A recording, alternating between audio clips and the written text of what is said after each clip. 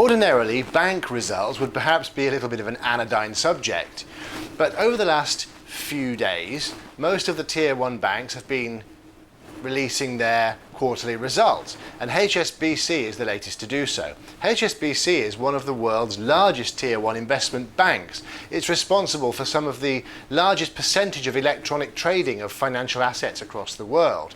So it is quite interesting news when results from such a large institution happen, especially in today's very unusual circumstances.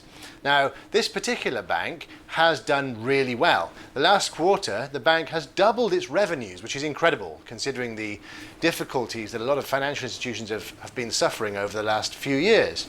HSBC is no exception, but it's done very well.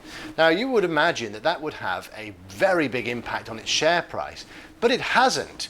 The mainstream media have been saying, oh look, the shares are up, but they're not really. 0.9% of an increase over the close of Friday is not a big increase.